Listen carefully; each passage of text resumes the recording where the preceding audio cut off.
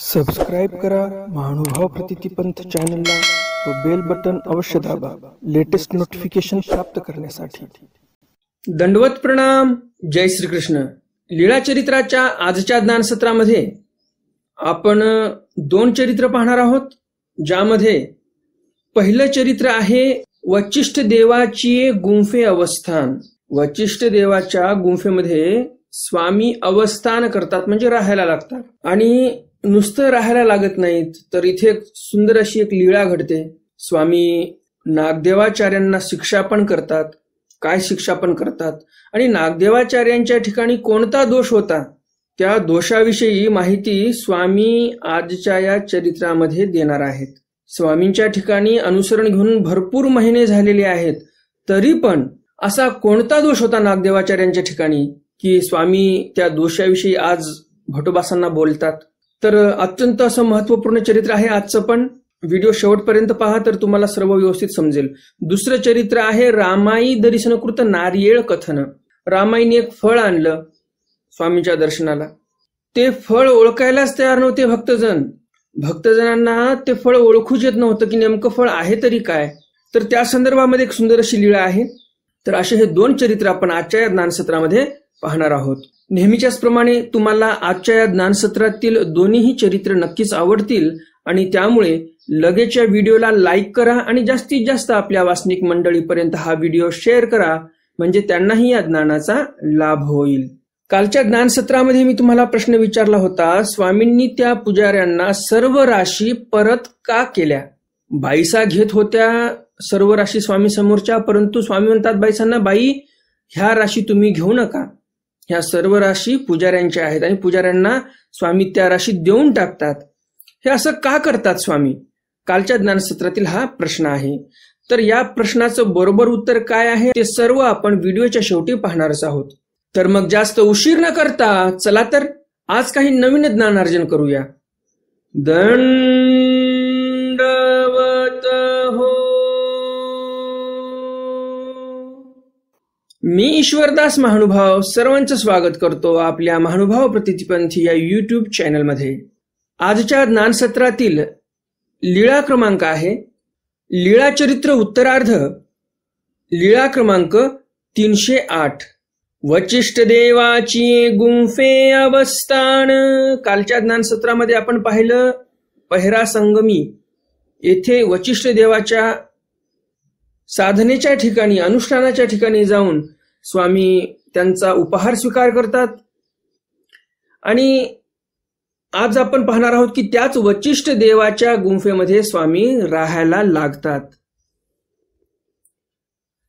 मग वचिष्ठ देवी गोसाविया ते विनविले, जी जी माते दोन्ही गुंफा असती। वचिष्ठ देव स्वामींना विनंती करतात, स्वामींनी आरोगणा केल्यानंतर, की माझ्याकडे दोन गुंफा आहेत, म्हणजे दोन झोपड्या आहेत, तरी गोसावी एकी गुंफे असावे। तरी स्वामींनी एका गुंफेमध्ये वास्तव्य करावं अशी विनंती वचिष्ठ देव स्वामींना करतात।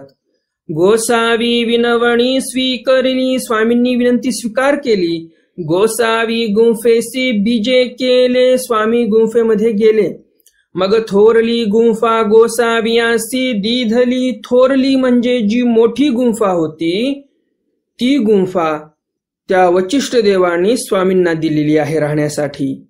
तेथ ओट्यावरी आसन झाले, तिथे ओट्यावर स्वामींचं आसन झालेलं आहे, स्वामी त्या ओट्यावर बसले। भटगावा गेले होते ते आले, भटोबास काहीतरी कामानिमित्ताने बाहेरगावी गेले होते, ते आले। कुठे आले? जिथे स्वामींचं बिडार आहे, जिथे बाईसा आहेत तिथे आले। स्वामी इकडे वचिष्ठ देवाच्या गुंफेत आहेत बरं का। तर भटोबास हे परत बिडारावर आले। मग बाईसी म्हणितले, बाईसा होत्याच बिडारावर।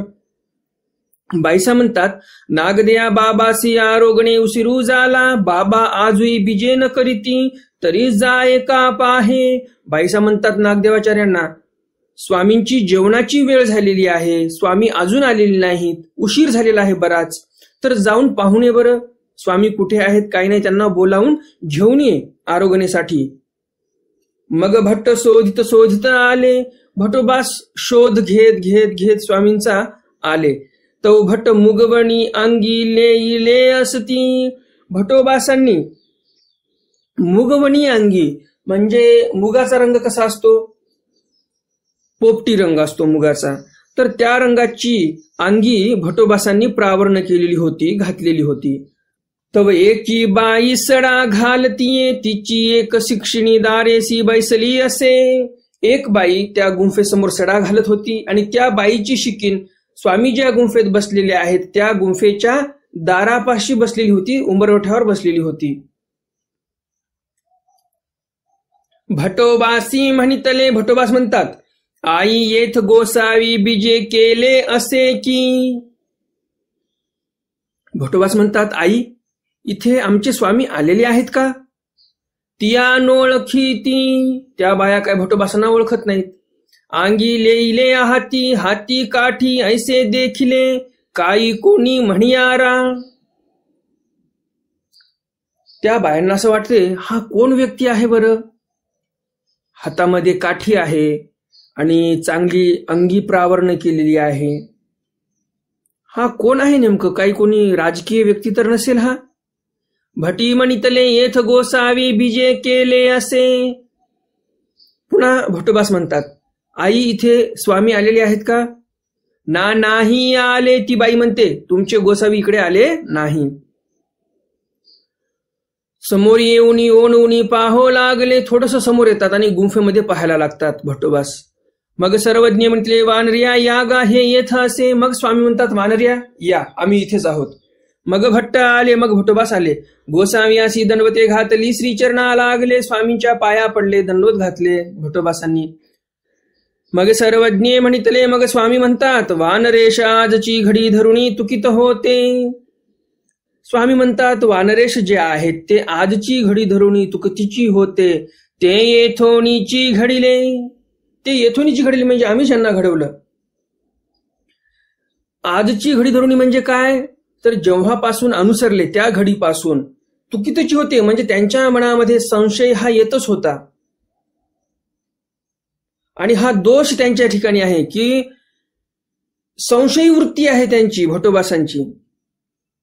आणि अशा या भटोबासांना स्वामी म्हणतात, येथोनीची घडली म्हणजे आम्हीच घडवले यांना. आणि का गुरु ते कैनेणो पिंपळी बांधतासी कापा. येथ ऐसी प्रवृत्ती नसता हे या ते तुकितची असती. बघा, संशयी वृत्ती भटोबासांची पण होती. भटोबासांना संशय यायचा स्वामींवरच. आणि म्हणून काय म्हणतात स्वामी, आम्ही ज्यांना घडवलं, आमच्या ठिकाणी दुसरा जर गुरु असता तर यांना पिंपळाच्या झाडाला बांधून चांगले रट्टे दिले असते, मार दिला असता. काय म्हणतात स्वामी, येथ ऐसी प्रवृत्ती नसता हे या ते तुकितची असती. आमच्या ठिकाणी तशी काहीच प्रवृत्ती नाही, काही इच्छा नाही गैरवर्तन करण्याची, तरी पण या ते तुकितीची असती. म्हणजे आमच्यावर संशय घेऊन हे आमच्यावर लक्ष देऊनच असतात, असे भटोबास आहेत. यावरी भटी म्हणितले, यावर भटोबास म्हणतात, जी जी माझा दोष अजूनही वैरी गेला नव्हता हे काय जी. भटोबास म्हणतात, जी जी माझा दोष आतापर्यंत गेला नव्हता, हे कशामुळे बरं. सर्वज्ञ म्हणितले, वानर्या जीव सर्व दोषांचे आळे. स्वामी म्हणतात, वानर्या हा जो जीव आहे, हा जीव सर्व दोषांचे आळे आहे. लवकर कसा सुधरेल.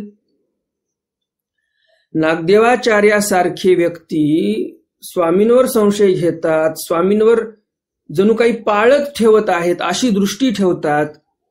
तर तुम्ही सांगा, तुम्ही आम्ही कोण आहोत. पुढे स्वामी म्हणतात, जीव सर्व दोषाचे आळे. आपण जे आहोत ते सर्व दोषांचे आळे आहोत. आळं कशाला म्हणतात माहितीच आहे तुम्हाला. आपण जर एखादं झाड लावलं, नवीन एखादं रोप लावलं, त्याच्या बाजूला आपण आळं करतो, त्यामध्ये पाणी साचावं म्हणून, बरोबर की नाही. तर ते आळं कशासाठी आहे, झाडाचं आळं पाणी साचण्यासाठी आहे. परंतु जीव कसा आहे, हे जीव असा आळं आहे एक, ज्यामध्ये फक्त दोषच दोष आहेत. एक दोन दोष नाही, सर्व दोषाचे आळे. या जीवरूपी आळ्यामध्ये सर्व दोष भरलेले आहेत, असे आपण आहोत. आणि त्यामुळे कशाला गर्व करायचा, कशाचा अहंकार करायचा, कशाला पाहिजे आपल्याला गर्व मठारा. आपण सर्व दोषांचे आळे आहोत, लक्षात असू द्या. तरी पण आपण एवढे अहंकाराने, एवढे अभिमानाने वागतो. आणि जर खरंच 4-2 गुण असते आपल्या ठिकाणी तर आपण कायच केलं असतं आणि कायच नाही की ते देवालाच माहिती. अशी या जीवाची स्थिती आहे बघा. यावरी भटी म्हणितले, यावर भटोबास म्हणतात, जी जी गोसावी यावरी मी का अन्यथा होतू असे. भटोबास म्हणतात, जी जी स्वामींवर माझी बुद्धी का पलटत आहे बरं, अन्यथा का येत आहे माझ्या मनामध्ये स्वामींविषयी, हे फार पापरूप आहे, कशामुळे असं माझं मन बदलत आहे. सर्वज्ञ म्हणते, वानर्या मागिला जन्मी येथीचे नेणो तुम्ही केतुके दोष घेतले असती. स्वामी म्हणतात, वानर्या तुम्ही मागच्या जन्मामध्ये कितीतरी दोष घेतलेले आहेत आमच्यावर. आमच्यावर म्हणजे कोणावर? ईश्वर अवतारावर बरं का. तयाचा संस्कारू आता भजत असे. तो संस्कार इथे चालत आलेला आहे आणि त्या अशा वाईट संस्कारामुळे तुम्ही आमच्यावर दोष घेत आहात. आणि म्हणून मी तुम्हाला सांगत असतो कधी पण, आपल्या मुलांना MPSC क्रॅक करायची असेल, UPSC क्रॅक करायची असेल तर किती मेहनत घ्यावी लागते. तर तुम्ही विचार करा, आपल्याला ईश्वर प्राप्ती करून घ्यायची आहे तर आपल्याला किती मेहनत घ्यावी लागेल. तुमच्या मुलाला UPSCच्या परीक्षा देण्यासाठी 4 ते 5 वर्ष एकदम प्रयत्नाची पराकाष्ठा करावी लागते, एकदम कठीण परिश्रम घ्यावे लागतात एक पोस्ट मिळण्यासाठी. आणि एक जीवन सुरक्षित व्यवस्थित अष्टभोग परिपूर्ण जगण्यासाठी त्याला एवढे कष्ट घ्यावे लागतात. आपल्याला तर चिरंतन मुक्ती पाहिजे, चिरंतन आनंद देणारा ईश्वर पाहिजे. मग आपल्याला किती कष्ट घ्यावे लागतील. एका जन्माच्या प्रयत्नाने होणार आहे का? नाही. जन्मोजन्मीची जी आपली पुण्याई आहे, जन्मोजन्मीचे संस्कार आपल्याला साठवून ठेवावे लागणार आहेत आपल्या ठिकाणी, तर आपण ईश्वराची प्राप्ती करून घेऊ शकतो. आणि म्हणून इथे बघा तुम्ही काय म्हणता स्वामी, मागच्या जन्मीचे तुमचे दोष आता आडवे येत आहेत. बरोबर की नाही? मागच्या जन्मीचे दोष असले तर आडवे येतील, गुण असले तर त्याचा फायदा होईल. पूर्वाश्रमी बाईसांनी चांगली सेवा केली होती ईश्वर अवताराची, म्हणून इथे प्रेमदान भेटले त्यांना. तर जन्मोजन्मीची पुण्याई जी आहे त्या पुण्याईमुळे, त्या गुणांमुळे, त्या संस्कारांमुळे आपण ईश्वराकडे अग्रेसर होत असतो. एका जन्मामध्ये देवधर्म केला म्हणजे सर्व प्राप्त होते असं नाही, तर जन्मोजन्मी आपल्याला संस्काराची शुदरी बांधून घ्यावी लागते, तेव्हा कुठे आपल्याला ईश्वर प्राप्त होतो आणि ईश्वराची प्राप्ती प्राप्त होते. तर लक्षात असू द्या, आपल्याला चांगले संस्कार बांधून घ्यायचे आहेत स्वतःच्या ठिकाणी. आणि आपण जर कुसंस्कारी झालो तर भटोबासांसारखं आपलं होऊन जाईल. आपण ईश्वराच्या सन्निधानी जरी गेलो तर ईश्वरावर आपण संशय घेणार. मग तुम्हाला कसं व्हायचं? संशयी व्हायचं, ईश्वरावर संशय घ्यायचा सन्निधानामध्ये जाऊन, की ईश्वराची प्राप्ती करून घ्यायची आहे ईश्वराच्या सन्निधानामध्ये जाऊन, ते तुम्ही ठरवा. आणि चांगलं काहीतरी करायचं शिका. जी जी ते कवन दोष. स्वामी म्हणतात, तुमच्या मागील दोषामुळे तुम्हाला आता असं होत आहे, तुम्ही आमच्यावर संशय घेत आहात. आणि यावर भटोबाच म्हणतात, मग जी जी ते कवन दोष. कोणते कोणते दोष आहेत ते सांगा तरी मला. सर्वज्ञ म्हणितले येथोणी तुमचे दोष बाहेरी घाली जे ती तरी पोरे हो पोटी सुरी सो सो मराल. यावर स्वामी म्हणतात की आम्ही जर तुमचे दोष सांगितले तुम्हाला तर तुम्ही पोटामध्ये सुरी सो सो म्हणजे पोटामध्ये सूर्या खुपसून खुपसून मरून जाल. असे दोष तुमचे भयंकर आहेत. दोष ऐकल्यानंतर तुम्ही सुरी घेणार आणि पोटामध्ये मारून घेणार. इतके भयंकर दोष आहेत तुमचे. आम्ही आमच्या माऊलीपणामुळे ते सर्व दोष पोटात घालतो आणि तुम्हाला ज्ञान देत असतो. एवढे भयंकर दोष भटोबासांचे होते. आपलेही तसेच भयंकर असे दोष आहेत, ज्या दोषांमुळे परमेश्वर आपलं मुख पाहण्यासाठी महाराष्ट्रामध्ये थांबले नाही आणि उत्तरपंथी निघून गेले. भटोबासांचं तोंड स्वामींनी पाहिलं, सन्निधान दिलं त्यांना. आपलं तर तोंडही स्वामींनी पाहिलं नाही. म्हणजे आपल्या ठिकाणी किती दोष असतील याचा विचार करा तुम्ही. आपण विचारही करू शकत नाही, एवढे आपण पापी आहोत, एवढे आपण दोषी आहोत. सर्वज्ञ श्री चक्रधर स्वामी सारखा दयाळू, मयाळू, कनवाळू, कृपाळू असा अवतार आपलं तोंडही पाहू इच्छित नव्हता. म्हणजे आपण किती पापी आहोत हे आपणही विचार करू शकत नाही. यावरी भटौगेची राहिले. यावर भटोबास गप्प बसतात. सर्वज्ञ म्हणतले जा बाईसा ते येथची बोलावा. स्वामी म्हणतात, जा बरं आता तुम्ही बाईसांना पण इथेच बोलावून घेऊन या, आपण इथेच राहूया. येथची बिढाराणा, इथेच सर्व बिढाराणा, सर्व जे काय आपलं साहित्य आहे ते घेऊन या. मग बाईसे आली. मग बाईसा सर्व बिढार घेऊन आल्या. बिढारा आणले, बिढार पण आणलं. मग गोसाव्यासी तेथची अवस्थान झाले. वचिष्ठ देवाच्या गुंफेमध्येच स्वामींचं अवस्थान झालेलं आहे. कुठे अवस्थान झालेलं आहे? हे प्रवरा संगम येथे. हे चरित्र प्रवरा संगम येथील आहे. उत्तरार्ध लीळा क्रमांक 309. रामाई दर्शन कृत नारेळ कथन. रामाईने एक नारळ आणलं दर्शनासाठी आणि त्या संदर्भामध्ये स्वामी काहीतरी कथन करतात. एकोदी रामाईसे ती गोसाव्याची दर्शना आली. एके दिवशी रामाईसा स्वामींच्या दर्शनासाठी आलेली आहे. गोसाव्यासी दंडवते घातली श्री चरणा लागली. स्वामींना साष्टांग दंडोत घातली तिने, पायाही पडली. नारिळाचा गोळा गोसाव्यासी दर्शन केला. एक नारळाचा गोळा स्वामींच्या ठिकाणी अर्पण केला. तो सोलिला होता. तो नारळाचा गोळा पूर्ण सोललेला होता. सोलला म्हणजे कसा सोलला नेमका? नारळ फोडलं, नारळामधून छान गोळा काढला, नारळ फुटू दिलं नाही मधलं, व्यवस्थित फोडून फोडून छान असे साईडनं मारून मारून आतमधला छान गोळा काढला आणि त्या गोळ्याला सोडलेला आहे. त्या गोळ्यावर जसं कथ्या रंगाचं टप्पर असते बारीक, खोबऱ्याची पाट कशी असते, कोणती काळपट असते, कोणती कथ्या रंगाची असते, कोणती तांबूस असते. तर नारळाचा जो गोळा होता तोही थोडासा तांबूस रंगाचा होता. तर ती जी साल होती तांबूस कथ्या रंगाची, ती सर्व सोलून काढली. बारीक साल असते ते बघा, ते सर्व सोलून काढली त्या रामाईने. मग खडी करुणी घोटाळीला होता. मग काय केलं त्या बाईने? एक खडा घेतला चोपडा आणि त्या खड्याने चांगली घोटई केली त्या नारळाच्या गोळ्याची. एकदम त्या नारळाच्या गोळ्यावर चमक आली. आतू साखर भरिला आणि आतमध्ये साखर भरली. एक छिद्र पाडलं छोटस, नारळाच्या गोळ्याला खालच्या बाजूने छिद्र असते छोटस, तर त्यामधून साखर भरली आणि ते काय केलं? बंद करून टाकलं झाकण त्या छिद्राचं, एकदम डांबीर वगैरे मारली, त्याच्यावर पक्क करून टाकलं. ती गोसाव्याजवळी बैसली होती, स्वामींजवळच बसली होती रामाई. मग तो गोळा श्रीकरी घेतला. स्वामींनी तो गोळा हातामध्ये घेतला. सर्वज्ञ म्हणतले जाना पागा वानर्या हे कवणा वृक्षाचे फळ. स्वामी भटोबासांना म्हणतात, वानर्या माहिती आहे का तुम्हाला हे फळ कोण्या वृक्षाचं आहे? बघा काय म्हणावं परमेश्वराला तरी, किती दयाळू मयाळू आहेत. मागच्या चरित्रामध्ये स्वामींवर संशय घेतला भटोबासांनी आणि आताच प्रसन्नतेने भटोबासांसोबत इथे स्वामी बोलत आहेत. भटोबासांना म्हणतात, जाना पागा हे कवणा वृक्षाचे फळ, हे कोण्या झाडाचं फळ आहे तुम्हाला माहिती आहे का? मोठ्या माणसांचे हे लक्षण असतात, क्षमावान असतात मोठे माणसं, त्यालाच तर मोठेपणा म्हणतात.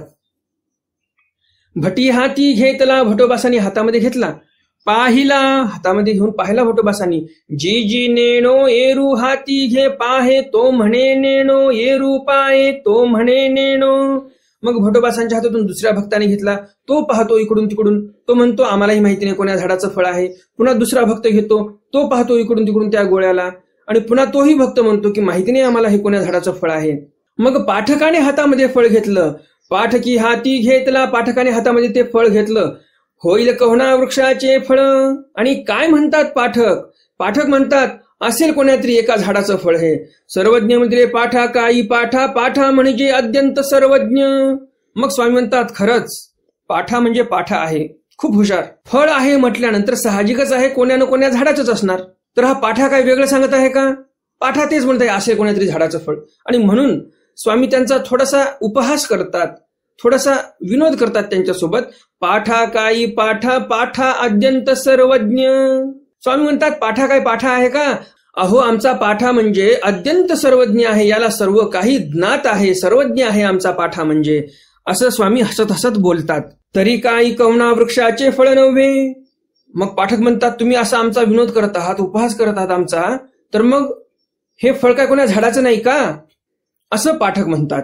मग भटी पुसिले. मग भटोबास विचारतात स्वामींना पुन्हा, जी जी हे कायसियाचे कवणा वृक्षाचे फळ. भटोबास म्हणतात आम्हाला तर काय समजायला तयार नाही, आता तुम्हीच सांगा हे कशाचं फळ आहे, कोण्या झाडाचं फळ आहे नेमकं, आता ते तुम्हीच सांगा. सर्वज्ञ म्हणितले. स्वामी म्हणतात हा नारळाचा गोळा गा. स्वामी म्हणतात हा नारळाचा गोळा आहे.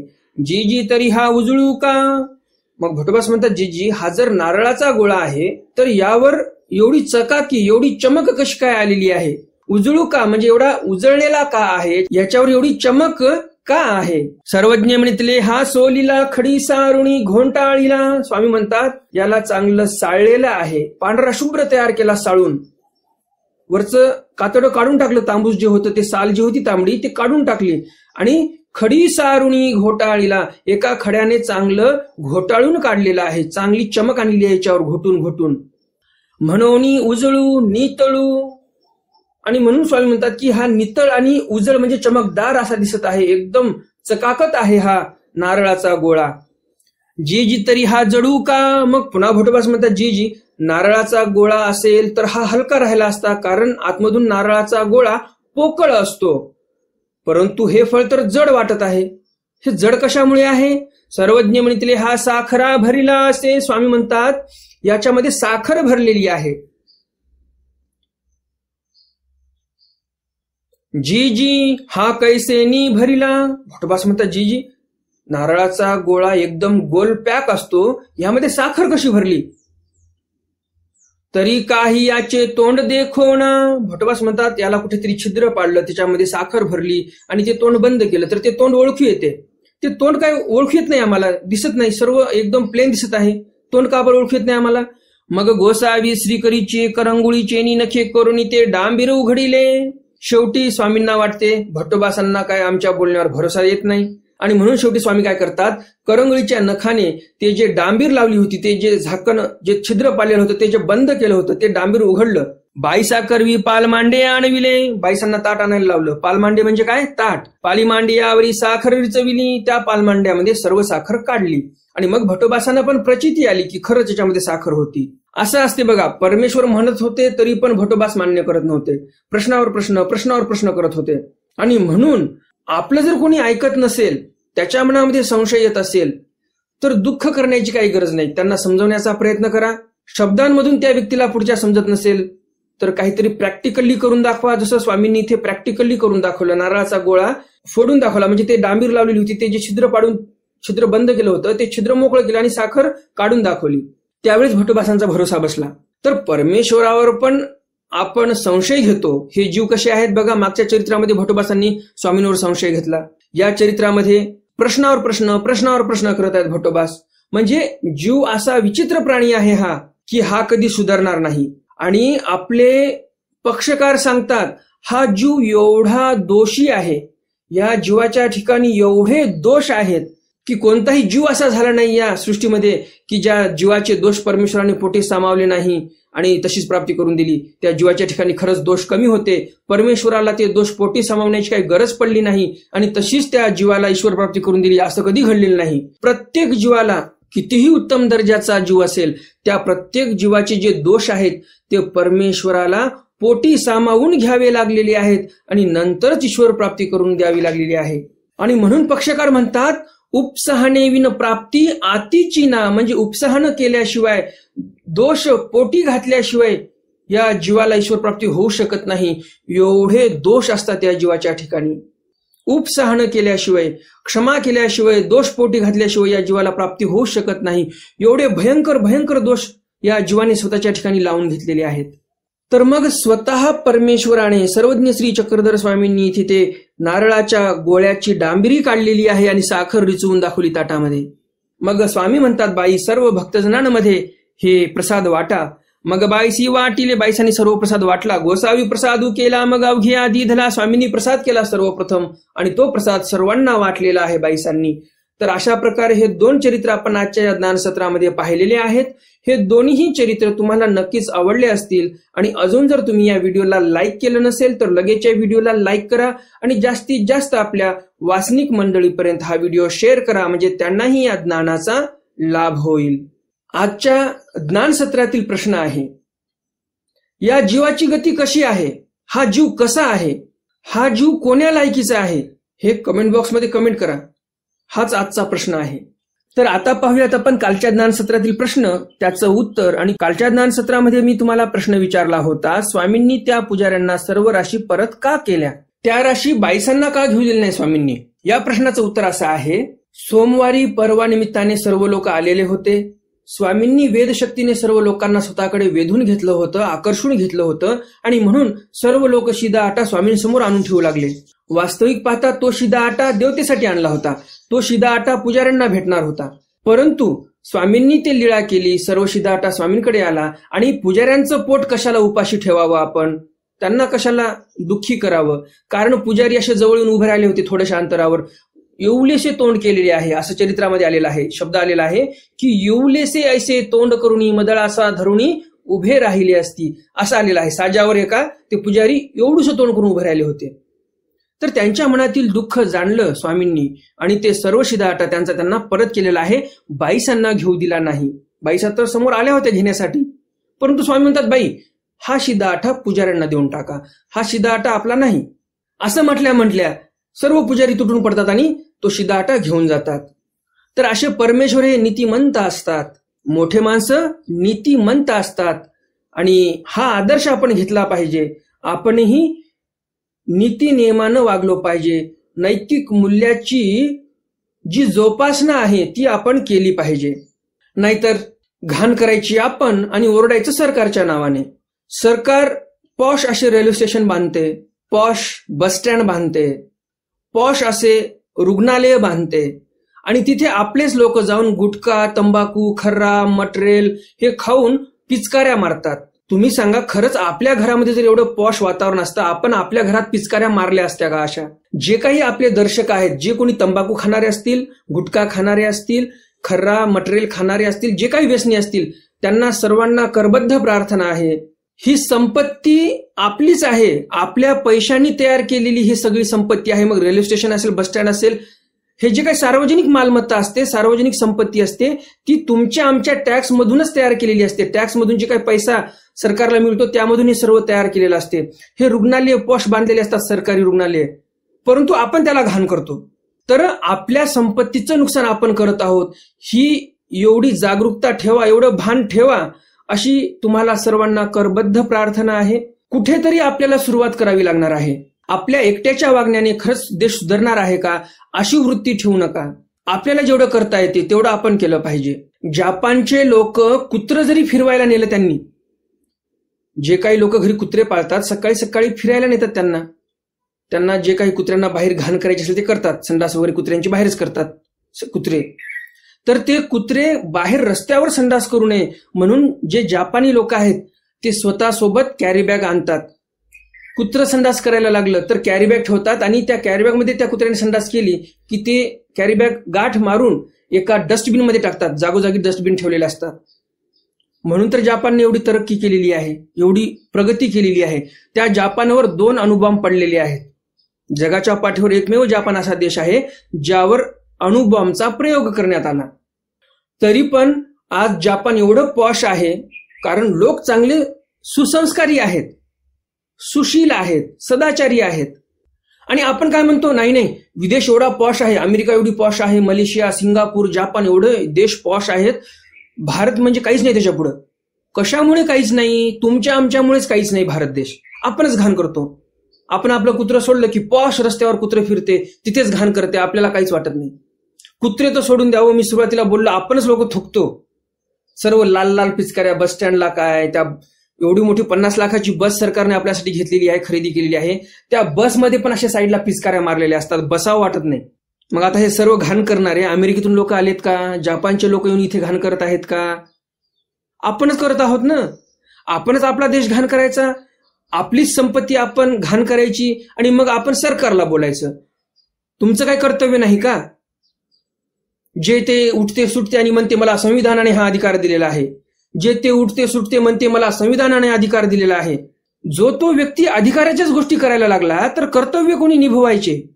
कर्तव्याचं पालन कोणी करायचं? कर्तव्य नाहीत का आपले काही? फक्त अधिकार गाजवायचा? कर्तव्य कोण पार पाडणार आहे? कर्तव्य पार पाडण्यासाठी विदेशात लोक येणार आहेत का? जपानमध्ये कितीही करोडपती घरचा मुलगा असो, शाळेत गेल्यानंतर स्वतःचा वर्ग स्वतः झाडून काढावा लागतो.